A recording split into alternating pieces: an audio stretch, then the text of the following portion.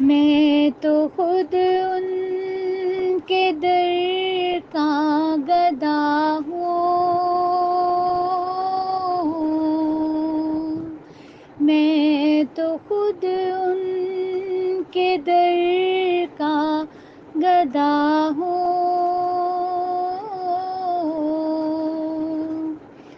اپنے آقا کو میں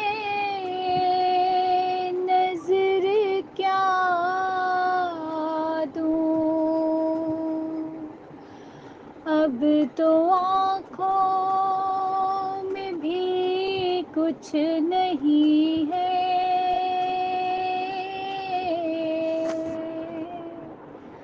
اب تو آنکھوں میں بھی کچھ نہیں ہے، ورنہ قدموں میں آنکھیں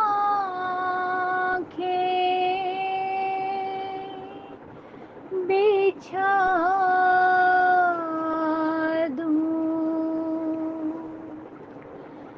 میرے آنسو بہت قیمتی ہیں، ان سے وابستہ ہے ان کی یادیں،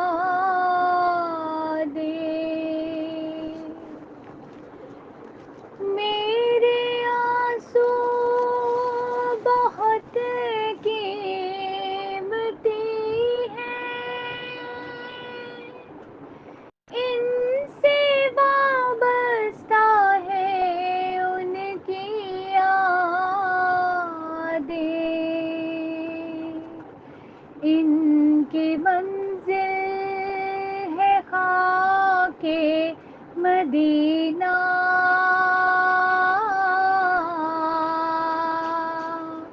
ان کی منزل ہے خاک مدینہ، یہ گوہر یوں ہی کیسے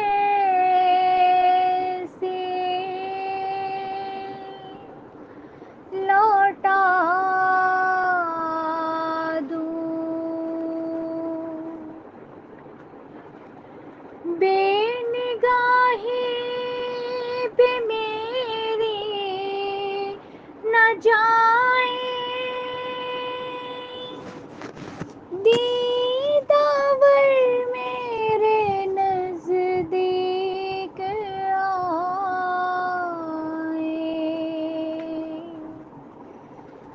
بے نگاہی پہ میری نہ جائے دیداور میرے نزدیک آئے، میں یہیں سے مدینہ دکھا دوں،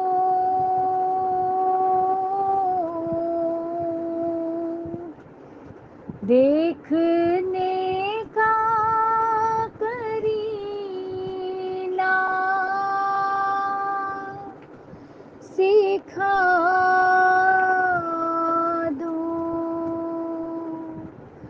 اب تو آنکھوں میں بھی کچھ نہیں ہے،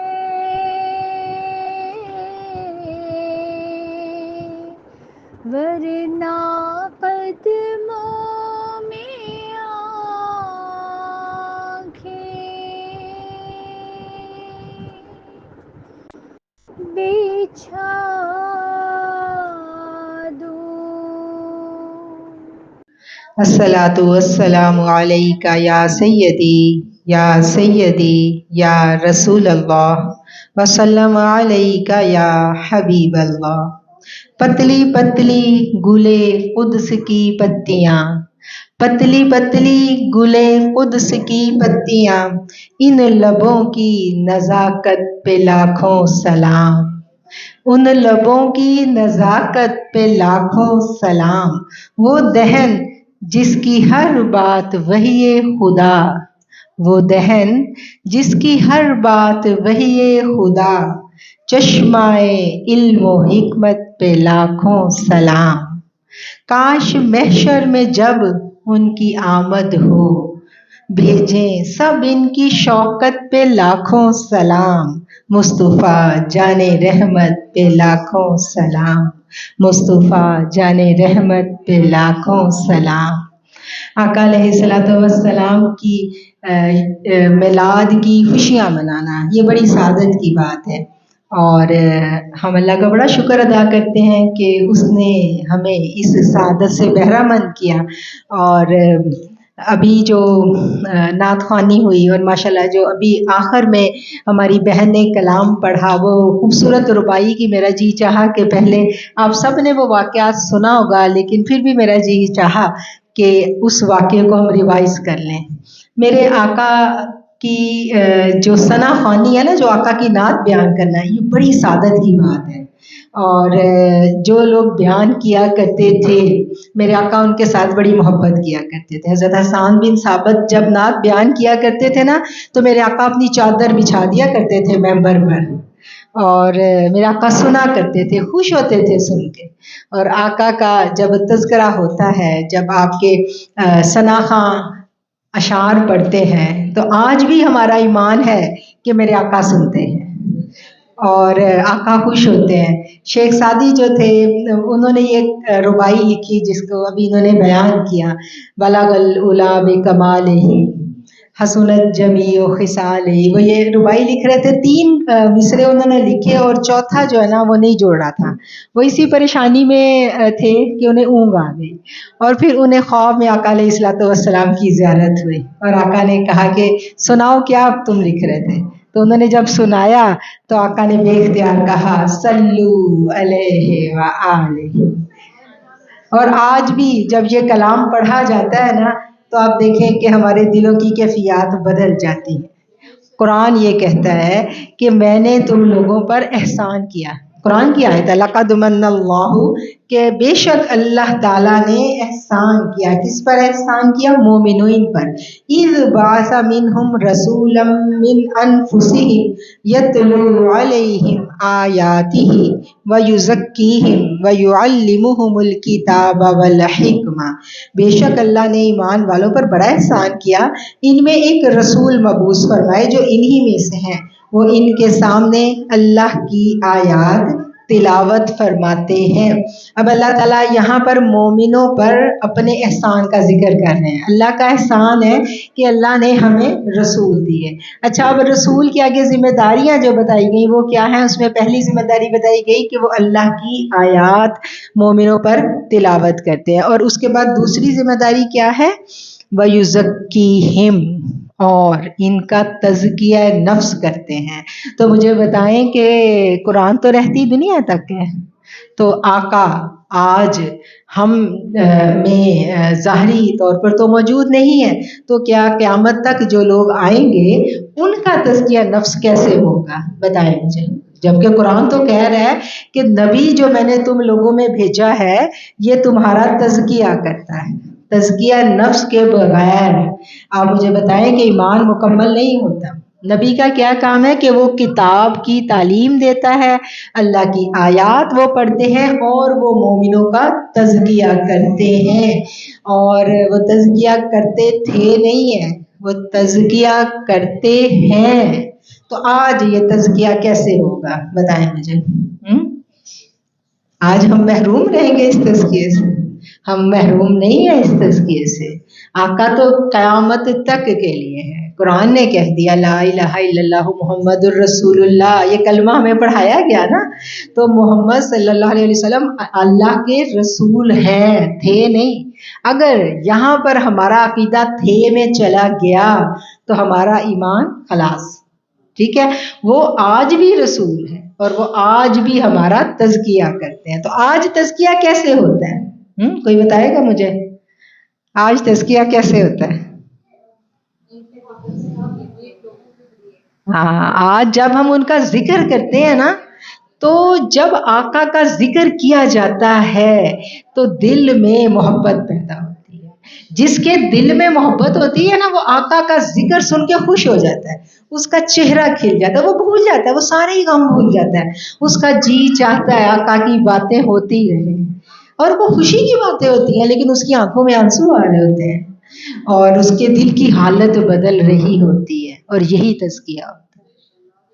اور یہ تزکیہ ہم تنہائیوں میں بھی ہمارا ہوتا ہے. جب ہم درود پاک پڑھتے ہیں بیٹھ کے, ہم کہتے ہیں نا کہ جب بھی ہم درود پڑھیں ہم حضوری کی کیفیت کے ساتھ پڑھیں, تو حضوری کی کیفیت کا درود یہی ہوتا ہے کہ ہم اپنے آپ کو کھینچ کے گنبد خضرا کے سامنے لے جائیں, اور جب پھر ہم درود پڑھیں تو پھر کیا ہے کہ جو انوارات و تجلیات ہمیں اپنے اوپر محسوس ہوتی ہیں وہ فوار پڑتی ہے.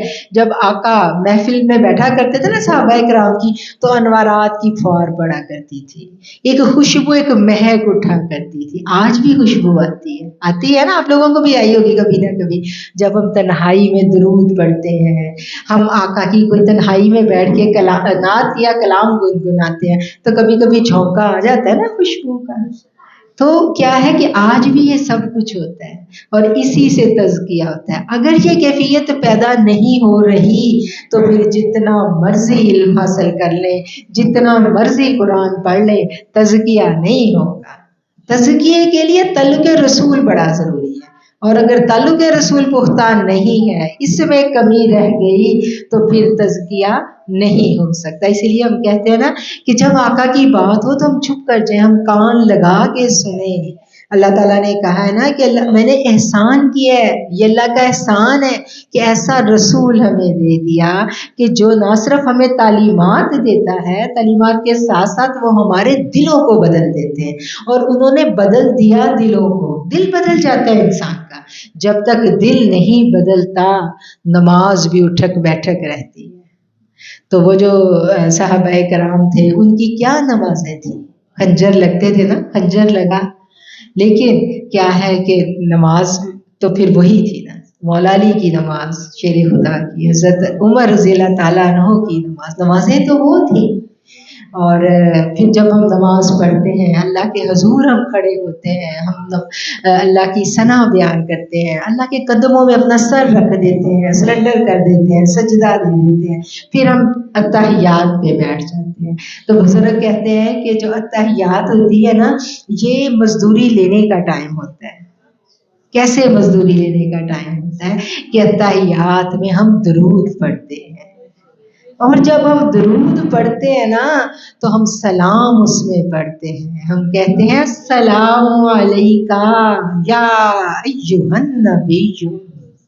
اور جس نے تھوڑی سی عربی کی بھی شدھ بودھ ہے اس کو پتا ہے نا کاف زبر کا کیا مطلب ہوتا ہے. یہ آمنے سامنے کا صیغہ ہوتا ہے. سلام ہو آپ پر, جب ہمیں آقا کے سامنے اس وقت پیش کر دیا جاتا ہے اور ہم آقا کو کہتے ہیں کہ آپ پر سلامتی ہو, تو آقا جواب دیتے ہیں. 5 ٹائم ہمیں آقا کے سامنے سلام پیش کرنے کی اجازت دی جاتی ہے.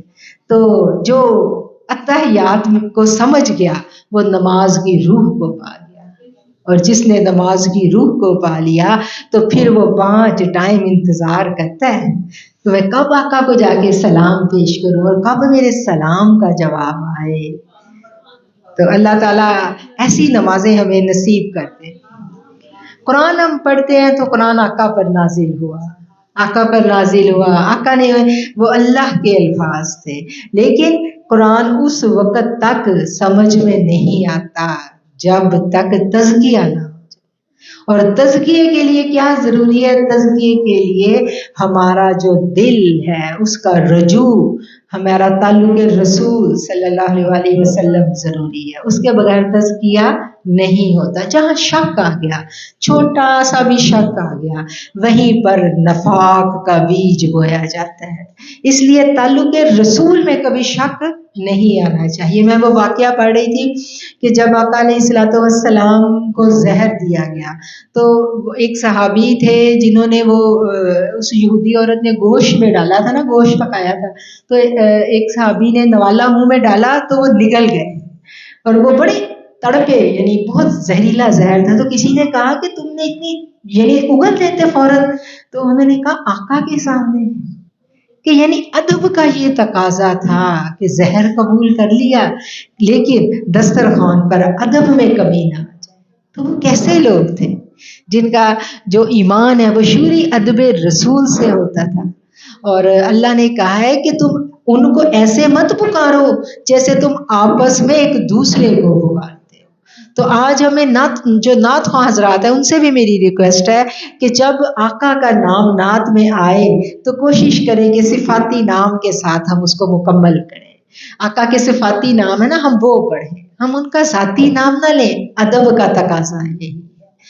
بہت جتنا ہم ادب کرتے چلے جائیں گے, ادب میں ادب جو ہے نا یہ پہلا قرینہ ہوتا ہے, اور جب ادب ہمیں سمجھ میں آ جاتا ہے تو پھر کیا ہے کہ پھر محبت ہمیں کرنے کا سلیقہ آ جاتا ہے. محبت کے لیے بھی سلیقہ چاہیے نا. کہتے ہیں کہ محبت جو ہے یہ ہر بندہ نہیں کر سکتا, اس کے لیے بھی کچھ خاص دل مخصوص ہوتے ہیں. یہ ایسا ساز ہے جو ہر دل میں گایا نہیں جاتا, اس کے لیے کچھ خاص دل مخصوص ہوتے ہیں. اور یہ جو دل ہے نا یہ محبت والے دل, یہ ادب والے دل ہوتے ہیں. تو ان محافل کے منعقد کرنے کا مقصد یہی ہوتا ہے کہ ہم ادب کو سیکھ لیں. آقا کی بات ہو رہی ہے تو ہم کانشیس ہو کے بیٹھ جائیں. اللہ نے کہہ دیا کہ جب میرے محبوب کی محفل ہو تو تمہیں اٹھ کے جانا پڑے تو نبی سے اجازت دیا کرو. اور پھر ساتھ کیا ہے کہ ان سے کہو یہ تمہارے لیے استغفار کریں. کہ محفل آقا کی محفل ہو رہی تھی نا, کچھ صحابہ پیچھے سے کھسک گئے تھے تو کیا کہا گیا, قرآن اتر آیا تھا تو قرآن نے کہا ایسے نہیں چلے گا, ایسے نہیں چلے گا, پہلے اجازت. اور پھر ان سے کہو کہ تمہارے لیے استغفار کرے. پھر رسول اللہ اس کے لیے استغفار کرے تاکہ اللہ اس کو معاف کر دے, کیونکہ میرے رب پہ گراں گزرتا ہے, میرے رب پہ گراں گزرتا ہے کہ جب کوئی اس کے حبیب کی بات کرے, جب کوئی اس کے محبوب کی بات کرے اور تم توجہ سے نہ سنو. نہیں, یہ بڑی بے ادبی ہے. یہ بات میرے رب کے غضب کو دعوت دیتی ہے. تو اس وجہ سے جب ہم محفلوں میں آئیں تو ہم اپنی نیتوں کی بڑی حفاظت کریں, اپنی نیتوں کے اوپر پہرا بٹھا دیں. چند لمحے ہوتے ہیں, تھوڑی سی دیر ہوتی ہے نا, تو اس تھوڑی سی دیر میں ہم بہت کچھ لے جاتے ہیں. اور اللہ کو ہم نے نہیں دیکھا, کسی نے نہیں دیکھا نا اللہ کو. ہم اللہ کو اپنی ظاہری آنکھوں سے نہیں دیکھ سکتے, لیکن ہم اللہ کو محسوس کر سکتے ہیں. اور اللہ کو ہم کیسے محسوس کرتے ہیں؟ احساس ہے نا. نبی کریم صلی اللہ علیہ وسلم نے ہمیں تعارف کروایا, اور جب آقا نے تعارف کروا دیا ہمیں تو پھر ہمیں کیا ہوا کہ ہمیں ایک احساس ہو گیا اللہ کا. اور وہ جو احساس ہے نا اللہ کے ساتھ ہمارے تعلق کا, وہ شدت کم پکڑتا ہے. بہت سارے لوگوں کو ہم دیکھتے ہیں نا ہماری سب کی زندگیوں میں, ہمیں پتہ چلتا ہے کہ میں نے اللہ کو کب محسوس کیا. کب محسوس کرتے ہیں؟ جب شدید دکھ آن پڑتا ہے. جب تک زندگی میں دکھ نہ آئے تو اس وقت تک احساس شدت اختیار نہیں کرتا. اور دکھوں میں ہی جب انسان تڑپ کے رب کو پکارتا ہے نا تو شدت کا وہ جو احساس ہوتا ہے, پھر وہ آپ دیکھیں کہ وہ صدیوں کی ریاضت آپ کو وہاں نہیں پہنچا سکتی جہاں پر درد پہنچا دیتا ہے. اور یہ درد جو ہوتا ہے نا, ایک درد محبت کا بھی ہوتا ہے. جب لوگوں کو آقا علیہ الصلوۃ والسلام سے محبت ہو گئی تھی نا تو انہوں نے ان کے ساتھ مکہ چھوڑا. کتنا ظلم و ستم سہا, عورتوں نے سہا. حضرت سمیہ کا واقعہ ہمارے سامنے, کیسے انہوں نے سختیاں برداشت کی. اچھا, اب وہ مدینہ شریف آ گئے. مدینہ شریف میں آیا تو مدینہ شریف میں کیا ہوتا تھا, مدینہ شریف میں ان کے اوپر ظلم و ستم نہیں تھا, لیکن انہیں اپنا وطن یاد آتا تھا. اب دیکھیے ہمیں امریکہ میں کتنی سہولتیں ہیں, لیکن ہمیں اپنا وطن تو یاد آتا ہے نا. تو مکہ والوں کو مدینہ میں اپنا وطن یاد آتا تھا. کبھی کبھی وہ مسجد میں لیٹ جایا کرتے تھے, مکہ کی طرف اپنا منہ کر لیا کرتے تھے, وہ روتے تھے, ہجریہ اشعار پڑھا کرتے تھے وطن کی یاد میں. پھر کیا ہوا, پھر ایک دن مکہ فتح ہو گیا. جب مکہ فتح ہوا تو مجھے بتائیں کیا کوئی صحابی مکہ میں رکا؟ مکہ میں تو اللہ کا گھر تھا, کوئی بھی نہیں رکا. مکہ فتح ہونے کے بعد سارے کے سارے آقا کے ساتھ مدینہ آ گئے، کیونکہ ان کو پتہ چل گیا تھا جہاں آقا ہے وہی اللہ ہے.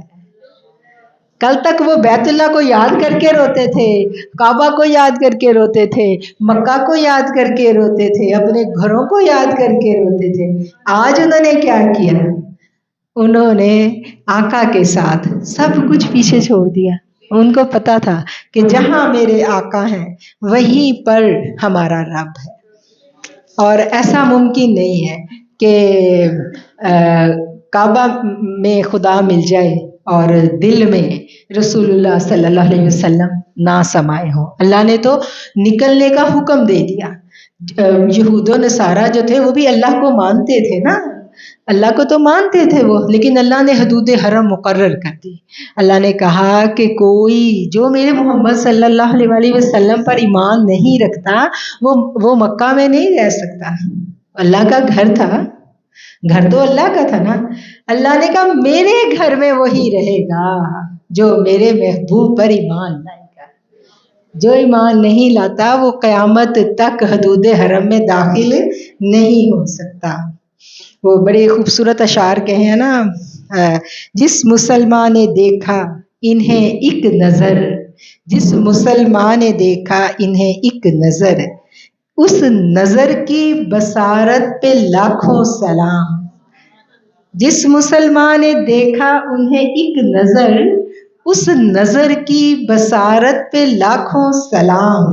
ان کی باتوں کی لذت پہ بے حد درود، ان کی باتوں کی لذت پہ بے حد درود. ان کے خطبے کی ہیبت پہ لاکھوں سلام.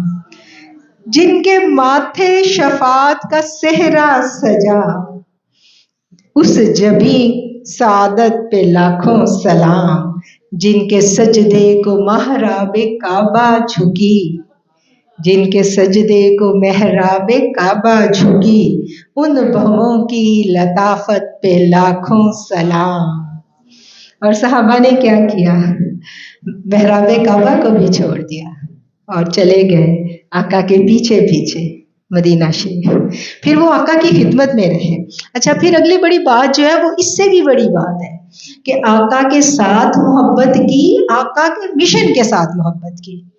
جب وہ مدینہ شریف چلے گئے تو پھر جب حجۃ الوداع کا خطبہ ہوتا ہے تو میرے آقا نے کیا کہا کہ اب تم میرا پیغام دنیا کے کونے کونے میں پہنچا دو.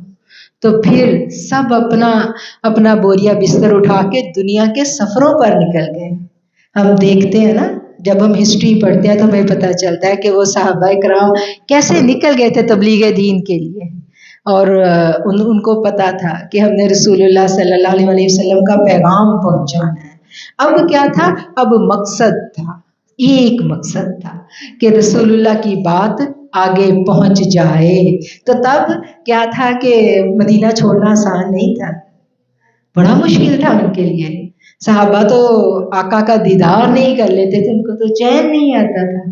تو اب کیا ہے؟ اب مشن کی بات آ گئی. اب آقا نے ڈیوٹی لگا دی.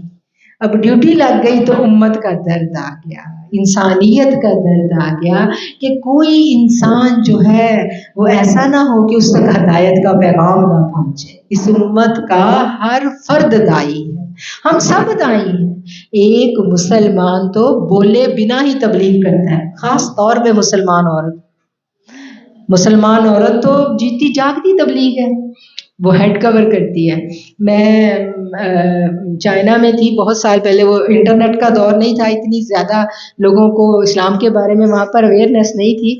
تو میں ایک پارک میں بیٹھی ہوئی تھی تو وہ دو خواتین تھی، بوڑھی عورتیں، وہ مجھے دیکھ کے باتیں کر رہی تھی کیونکہ بہت سخت گرمی تھی اور انہوں نے یعنی اس طرح کے کپڑے پہنے ہوئے تھے اور انہیں بڑی فکر تھی کہ میں نے اپنا فل کور کیوں کیا ہوا.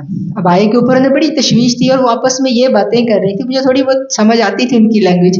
وہ آپس میں یہ باتیں کر رہی تھی کہ اس عورت کو کوئی اسکن ڈیزیز ہے جس کو چھپانے کے لیے اس نے اس طرح کا لباس پہنا، ورنہ اتنی گرمی میں کون ابایا یہ اس طرح کا لباس پہنتا ہے. وہ آپس میں بحث کرتی رہی اور پھر اس کے بعد انہوں نے میرے پاس آ کے مجھ سے پوچھا، مجھے کہتی اپنی اسکن دکھاؤ نا، اپنے بازو دکھاؤ. میں نے دکھائے تو پھر وہ جو آپس میں ان کی بحث تھی ان کو سمجھ آئی تو انہوں نے کہا اچھا تمہاری ٹانگوں پہ کوئی تکلیف ہے؟ میں نے کہا نہیں. کہتے پھر یہ اس طرح کا کیوں پہنا ہوا، بڑی گرمی ہے، اتارو اس کو. تو کیا ہے کہ تعارف خود بخود چلا گیا. مسلمان عورت کا تعارف تو خود بخود ہی پہنچ جاتا ہے. اس کو بتانا نہیں پڑتا کہ میں ہیڈ کیوں کور کرتی ہوں، اس کو نہیں بتانا پڑتا، پتہ چل جاتا ہے کہ یہ کوئی الگ ہے، اس کے پاس کچھ الگ ہے باقی لوگوں سے. تو یہی ہمارا بیلیو ہے کہ جو ہم تک پیغام پہنچا ہے ہم اس پیغام کو آگے پہنچائیں. اور مدینہ شریف میں ہمیں بہت شوق ہوتا ہے حاضری دیں، ہم وہاں جائیں، اور جی چاہتا ہے کہ ہماری بار بار وہاں حاضری ہو، بار بار وہاں حاضری ہو. کملی والے کے ساتھ ہمارا تعلق ہمارا جی چاہتا ہے کہ یہ بڑا پختہ ہو جائے. تو اس کے لیے ہمیں کملی والے کی اتباع کرنی پڑے گی. ہمیں ان سے محبت کرنی پڑے گی جن سے کملی والے نے پیار کیا، کیونکہ اس کے بغیر ہمارا ایمان نہیں مکمل ہونا. ہم جتنے بھی عبادتیں کر لیں، جتنی بھی عبادتیں کر لیں، اگر ہم اللہ کو راضی کرنا چاہتے ہیں تو پھر ہمیں آقا کا دامن تھامنا پڑے گا. ہمیں انہی سے محبت کرنی پڑے گی جن سے میرے آقا نے محبت کی. ہمیں اتباع کرنی پڑے گی، اور اتباع جو ہے یہ ممکن نہیں ہے جب تک محبت نہ ہو. اور محبت میں بتا رہی ہوں نا کہ محبت جو ہے یہ محبت اپنی استاد خود ہوتی ہے. جب محبت ہو جاتی ہے تو پھر ہمیں کچھ سیکھنے سکھلانے کی ضرورت نہیں ہوتی، ہمیں سب سمجھ آ جاتا ہے کہ ہم نے ادب کیسے کرنا ہے. نبی کریم صلی اللہ علیہ وآلہ وسلم کی جو محبت ہے وہ پھر عبادت بھی انسان کے لیے بڑی آسان ہو جاتی ہے. نبی کریم صلی اللہ علیہ وآلہ وسلم کو اللہ کریم قرآن میں کہہ رہے ہیں کہ یا ایھا المزمل قم اللیل الا قلیلا، کہ اے چادر میں لپٹنے والے، اے کملی والے، اٹھو اور رات کو قیام کرو. اب ہمیں یہ پتہ چل رہا ہے کہ آقا جو بخشے بخشائے تھے اب ان کو حکم دیا جا رہا ہے، ہم پہ فرض نہیں کیا گیا، لیکن ان کی اتباع اور ان کی محبت کا تقاضا یہی ہے کہ ہم بھی رات کی ان تنہائیوں میں اٹھیں، اور جب ہم اٹھیں تو اس محبت میں اٹھیں.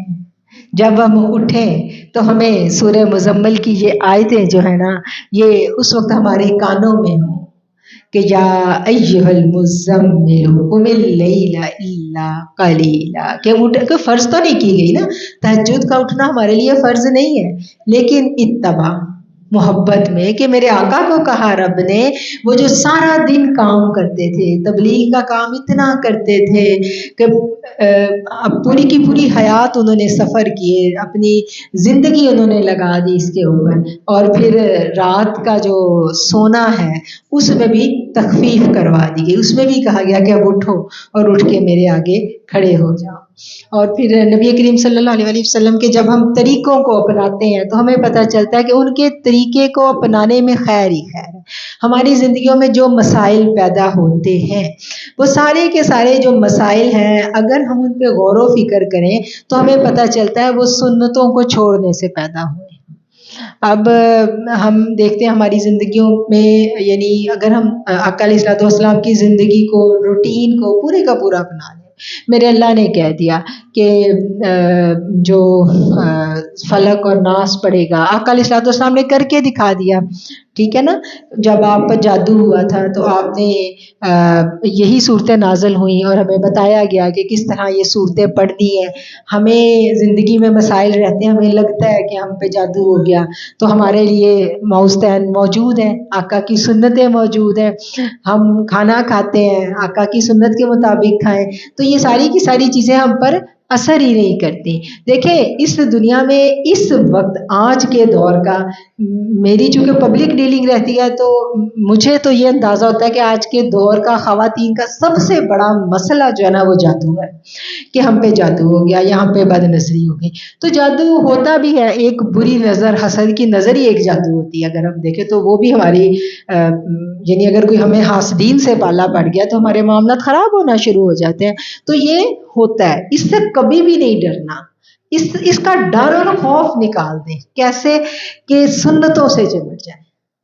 جب بھی ہم نماز پڑھیں اس کے بعد آیت الکرسی پڑھیں، چاروں کل پڑھیں اور اپنے اوپر دم کر لیں، تمام جو نیگیٹو اثرات ہیں ہمارے وہ دھل جائیں گے۔ ہر نماز کے بعد ہم یہ کرنا شروع کریں، اپنا حصار کرنا شروع کریں، تو یہ جو اثرات ہیں نا یہ دھیرے دھیرے خود بخود دھلنا شروع ہو جاتے ہیں، کہیں آپ کو جانے کی ضرورت نہیں پڑتی، کسی کو کہنے کی ضرورت نہیں پڑتی۔ وہ ایک تابعی تھی نا، تو وہ تابعی فرماتے ہیں کہ میری ملاقات ہوئی اپنے شیطان سے، ہر بندے کے ساتھ ایک شیطان ہے، تو وہ کہتے ہیں کہ میری اپنے شیطان سے ملاقات ہوئی اور اس نے مجھے کہا کہ جب سے میں تمہارے ساتھ ہوں تم نے تو مجھے دبلا کر دیا ہے۔ کیسے کہ تم اتنی زیادہ سنتوں کی پیروی کرتے ہو کہ نہ مجھے کچھ کھانے کو ملتا ہے نہ پینے کو ملتا ہے، میرا تو چین سکون ہی ختم ہو گیا۔ تو مطلب یہ ہے کہ ہم اس مصیبت سے ایک لمحے میں نکل سکتے ہیں اگر ہمارا یقین پختہ ہو جائے، لیکن ہمیں کیا ہے کہ ہمیں جو یہ لوگ ہیں جنہوں نے اپنی دکانداریاں چمکانی ہوتی ہیں، انہوں نے ہمیں وہم ڈال دیا کہ جب تک تم باقاعدہ علاج نہیں کرواؤ گے تم نہیں ٹھیک ہو سکتے۔ تو باقاعدہ علاج کیا ہے؟ سارے علاج ہمارے نبی کریم صلی اللہ علیہ وسلم بتا کے گئے ہیں۔ اگر ہمیں لگے کچھ لوگوں سے مل کے ہمیں لگنے لگتا ہے نا ہمارے اوپر بڑے نیگیٹو اثرات آگے نظر لگ جاتی ہے، کسی سے مل کے آتے ہیں ایک دم سے ہم بیمار ہو جاتے ہیں، ہوتا ہے نا ایسے کوئی ایسا نیگیٹو پرسنالٹی، ہر بندے کا اورا ہوتا ہے، کوئی نیگیٹو اورا آپ سے ٹکرا گیا تو کام خراب ہو جاتا ہے۔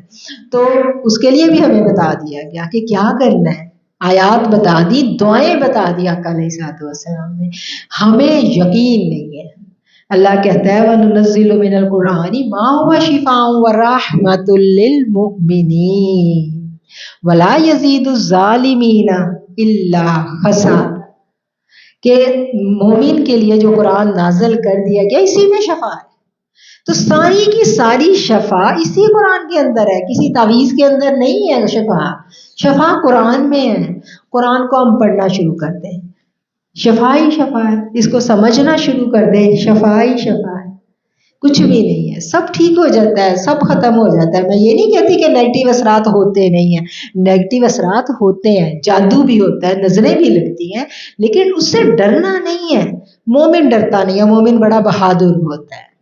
اگر مومن ڈرنے لگ جائے تو پھر کیا ہے، پھر بتائیں، پھر وہ کیا کہنا چاہیے، یہ قرآن، یہ رب، یہ رسول، پھر یہ سب تو کچھ ایسا نہیں ہے کہ اگر ہم پھر بھی ڈرتے ہی پھریں تو شیطان کے پاس اتنی قوت نہیں ہے، شیطان نے تو وعدہ کیا ہوا ہے، وہ تو آئے گا، آگے سے آئے گا، پیچھے سے آئے گا، ڈرائے گا، دھمکائے گا، لیکن ہم نے اپنا یقین پختہ رکھنا ہے، اور بات ساری کی ساری یقین کی ہے۔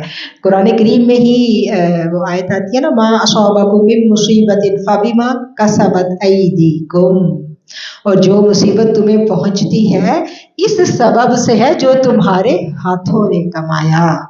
جب بھی ہم پہ کوئی مصیبت پہنچے ہم نے بیٹھ کے غور و فکر کرنا ہے کہ کہاں غلطی ہو رہی ہے، کہیں نہ کہیں ہم سے ہی کوتاہی ہوئی ہوتی ہے، کہیں نہ کہیں ہم نے اللہ کے قوانین کو توڑا ہوتا ہے، وہ حدیں جو ہم پہ لگا دی گئی ہم نے ان کو کراس کیا ہوتا ہے، تو اس کی وجہ سے کیا ہے کہ ہمارے اوپر پھر مصیبتیں آتی ہیں۔ تو مصیبتیں جب آتی ہیں تو ہمارا مومن کا کیا کام ہے کہ مومن فوراً اللہ کی طرف رجوع کرتا ہے، اور آقا علیہ الصلوۃ والسلام سے ہم پوچھتے ہیں کہ آقا ہم کیا کریں، ہم تو پھنس گئے، اللہ سے توبہ استغفار کی، پھر بھی ہم آقا کے پاس جب جاتے ہیں تو آقا نے کہا ہے نا، آقا کی حدیث کا مفہوم ہے کہ کوئی شخص جو ہے وہ اس آیت کریمہ کے حوالے سے جب کوئی پڑھ کے دعا کرے گا تو اس کی دعا رد نہیں کی جائے گی۔ تو پھر کیا ہے، یہ چھوٹا سا ایک وظیفہ ہے، چھوٹی سی ایک دعا ہے، لا الہ الا انت سبحانک انی کنت من الظالمین، تو ہم اس کی تکرار کریں، اس کی کثرت کریں۔ بات وہی ہے کہ ہم نے سمجھنا ہے دین کو رٹنا نہیں ہے، دین کو سمجھنا ہے، اور دین کی سمجھ اسی وقت آتی ہے جب ہم کملی والے سے جڑ جاتے ہیں، اور کملی والے سے جڑنے کے بعد ہم نے اہل بیت سے جڑنا ہوتا ہے، ہم نے اللہ والوں سے جڑنا ہوتا ہے۔ بہت ساری باتیں ہمیں کتابیں سکھاتی ہیں اور بہت ساری باتیں ہمیں صحبت سکھا جاتی ہے، اور یقین جو ہے نا، یقین یہ صحبتوں سے آتا ہے، محبت صحبتوں سے آتی ہے۔ تو اللہ تعالیٰ ہمیں ایسی صحبتیں دے، ایسی نیک لوگوں کا ساتھ عطا فرمائے کہ ہمارے دل بدل جائے، اصل چیز ہمارا دل ہے. وہ ایک میں اپنی گفتگو ختم کرنے سے پہلے مجھے واقعہ یاد آ جاتا ہے بابا رتن ہندی کا. اشفاق احمد اپنی کتاب میں لکھتے ہیں ان کے بارے میں کہ میں نے بابا رتن ہندی کے بارے میں پڑھا تو مجھے تھا کہ مجھے کوئی ایسا بندہ ملے جو بھٹنڈا کا ہو اور وہ ان کے بارے میں مجھے درست معلومات دے. تو وہ کہتے ہیں کہ ایک ڈاکٹر صاحب تھے تو میں ان کے پاس گیا تو ان کے والد کے بارے میں مجھے پتا چلا کہ ان کے والد صاحب جو ہیں وہ بھٹنڈا میں اسکول ماسٹر تھے. تو کہتے ہیں میں بڑے شوق سے ان کے پاس بیٹھا اور میں نے کہا کہ بھٹنڈا میں مجھے پتا چلا ہے کہ کوئی مزار ہے اور اس مزار کے لوگوں کی بڑی مرادیں پوری ہوتی ہیں اور وہ کسی صحابی کا مزار ہے تو آپ مجھے اس کے بارے میں بتائیں. تو اشفاق احمد کہتے ہیں کہ وہ جو ڈاکٹر صاحب کے والد صاحب تھے نا پڑھے لکھے آدمی تھے, ہیڈ ماسٹر تھے ہائی اسکول کے ریٹائر. انہوں نے کہا کہ میری شادی کو 12 سال ہوئے تھے, میرے گھر اولاد نہیں ہو رہی تھی تو میں بڑا پریشان رہتا تھا. تو مجھے کسی نے کہا کہ اس مزار پہ جا کے نا تم منت مان لو, دعا کر لو تو تمہیں اللہ بیٹا دے گا. کہتے میں چلا گیا مزار پہ. جب میں مزار پہ گیا تو پڑھے لکھے انسان تھے اور پڑھا لکھا انسان جو ہے وہ کسی قبر سے تو مانگ نہیں سکتا, وہ پریشان ہو جاتا ہے. تو کہتے کہ میں پریشان ہو گیا کہ اب میں قبر سے کیسے مانگوں. تو کہتے میں نہ رونے لگ گیا, میں بڑا ہی رویا. تو میں ایک طرف منہ چھپا کے روتا رہا اور میں واپس آ گیا. واپس آیا تو خواب میں نا مجھے ایک بزرگ ملے تو انہوں نے کہا, ان کے پاس ایک بچہ تھا تو انہوں نے وہ بچہ مجھے دیا اور کہنے لگے کہ ایسے روتے نہیں ہیں, صبر سے چلتے ہیں, ہاتھ میں ڈنڈا پکڑتے ہیں اور لمبا پیڈا طے کرتے ہیں, ایسے روتے نہیں ہیں, یہ پکڑ اپنا کاکا. تو کہتے ہیں کہ پھر یہ بیٹا جو ہے یہ اللہ نے مجھے عطا کیا. تو اب مجھے بتائیں کہ یہ سب کیا ہے, یہ سب کیا ہے. موت کچھ نہیں ہے, موت کچھ بھی نہیں ہے, یہ انتقال ہے, منتقل ہو جانا, اس دنیا سے اس دنیا میں چلے جانا. اور جو نیک روحیں ہوتی ہیں نا وہ آج بھی متوجہ ہوتی ہیں, وہ ان سے ہم آج بھی فیضان حاصل کرتے ہیں. جب ہم ان کی بات کرتے ہیں تو وہ متوجہ ہوتی ہیں ہماری جانب. تو ہم ان سے نہیں مانگ رہے ہوتے, ہم تو دعا تو اللہ سے ہی کر رہے ہوتے ہیں نا. تو وہ بھی ہمارے لیے دعا کرتے ہیں. تو اللہ اپنے نیک بندوں کے وسیلے سے, ان کی دعا سے, وہ اللہ تعالیٰ جو ہے نا, اللہ نے اپنے دوستوں کے ساتھ دوستی بھی نبھانی ہوتی ہے نا, تو ان کی دعائیں جو ہیں پھر اللہ تعالیٰ قبول کرتے ہیں. تو یہ بڑا خوبصورت تعلق ہے اللہ تعالیٰ جو ہے نیک بندوں میں. وہ یعنی ایک تو دنیا کے نیک بندے ہیں نا, تو ایک جو چلے گئے نیک بندے, ان کے ساتھ بھی اگر ہم دل کی الفت رکھیں گے, دل سے محبت رکھیں گے تو وہ بھی ہمیں فیض دے کر ہی جائیں گے. آخر میں وہ ایک شعر ہے مجھے بڑا پیارا لگتا ہے, پنجابی کا شعر ہے. پانی پرن سہیلیاں تے رنگا رنگ کڑے, پانی پرن سہیلیاں تے رنگا رنگ کڑے, بھریا اس دا جانی ہے جس دا توڑ چڑھے. تو یہ میلاد کی محفلیں سجتی ہیں, ہم سب آتے ہیں اپنے رنگ برنگے گھڑے لے کے, ہم بھی پانی لینے آتے ہیں. تو بھلا اسی کا جانا ہے جس کا توڑ چڑھے. جو یقین, جو محبت ہم لے کے جائیں, جو نور ہم لے کے جائیں, ہم اس پہ محنت کریں, پھر اس کو نہ ہم ضائع ہونے دیں. آپ دیکھیں نیک محفلوں سے جاتے ہیں نا تو عبادت کی لذت ہی بدل جاتی ہے, کیفیات ہی بدل جاتی ہیں نا.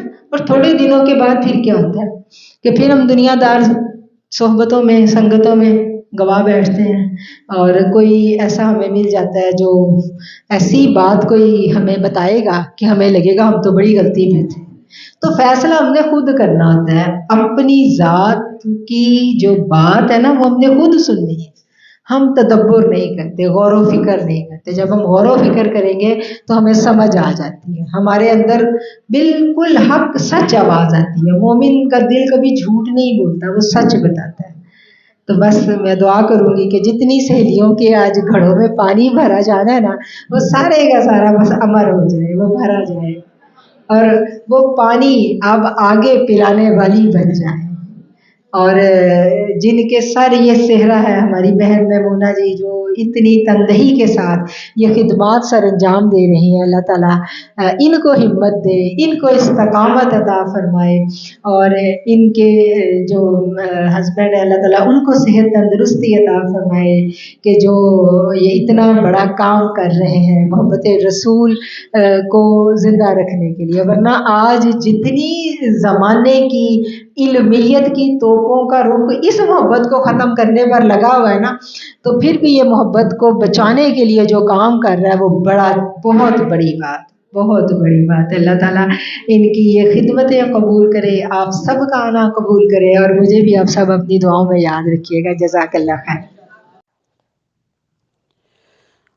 مصطفیٰ جانے رحمت پہ لاکھوں سلام، شمع بز میں ہدایت پہ لاکھوں سلام، مصطفیٰ جانے رحمت پہ لاکھوں سلام، شمع بز میں ہدایت پہ لاکھوں سلام، جس سوہانی گھڑی چمکا طیبہ کا چاند، جس سوہانی گھڑی چمکا طیبہ کا چاند، اس دل افروز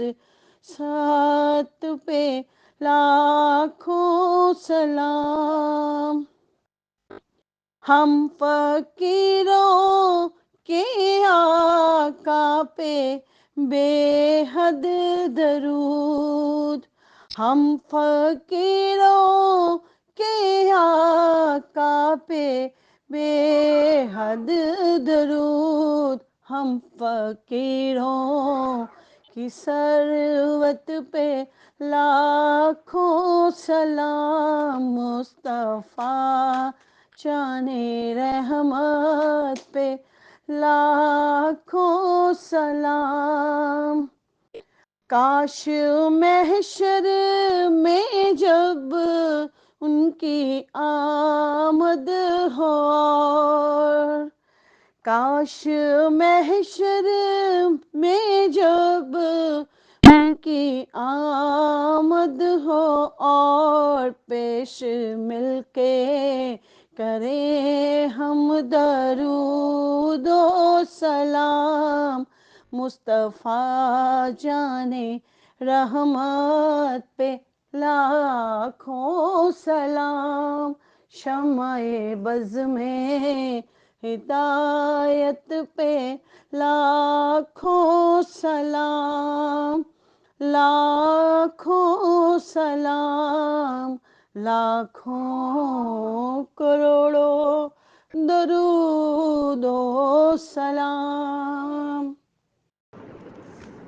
اے صبا مصطفیٰ سے کہہ دینا، غم کے مارے سلام کہتے ہیں، اے صبا مصطفیٰ سے کہہ دینا، غم کے مارے سلام کہتے ہیں، یاد کرتے ہیں تم کو شام و سحر، بے سہارے سلام کہتے ہیں، اللہ اللہ حضور کی باتیں، مرحبا رنگ و نور کی باتیں،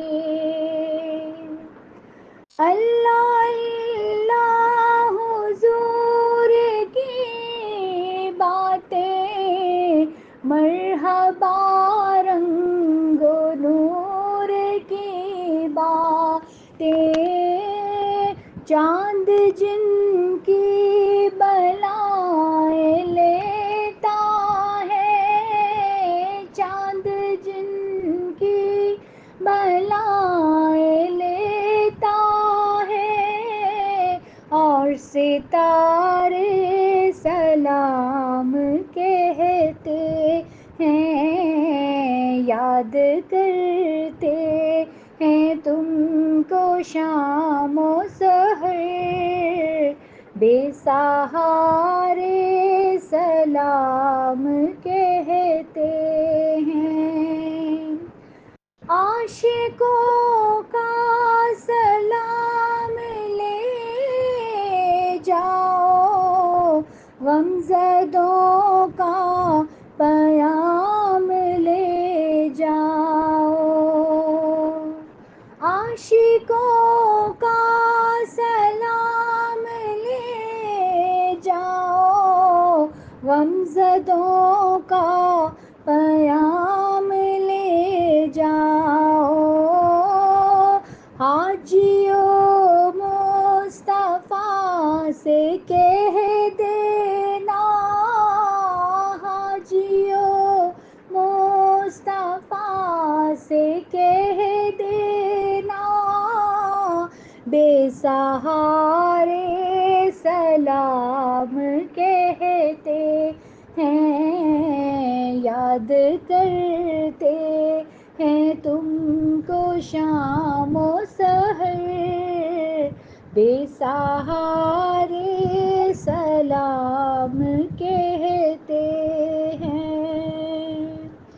ذکر تھا آخری مہینے کا، تذکرہ چھڑ گیا مدینے کا،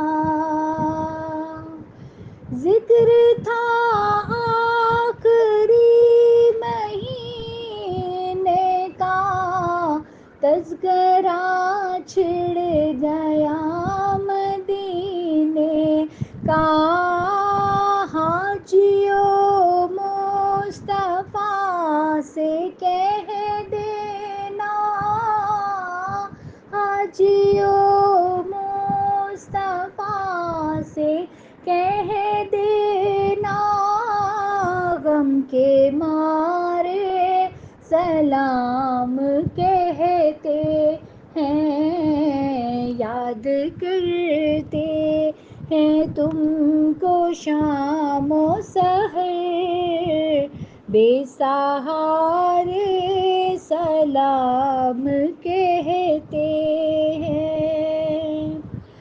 زائر طیبہ تو مدینے میں، پیارے آقا سے اتنا کہہ دینا، زائر طیبہ تو مدینے میں، پیارے آقا سے اتنا کہہ دینا، آپ کی گرد راہ کو آقا، آپ کی گرد راہ کو آقا، دل ہمارے سلام کہتے ہیں، یاد کرتے ہیں تم کو شام و سحر، بے سہارے سلام کہتے ہیں، صبا مصطفیٰ سے کہہ دینا، غم کے مارے سلام کہتے ہیں، یاد کرتے ہیں تم کو شام و سحر، بے سہارے سلام کہتے ہیں۔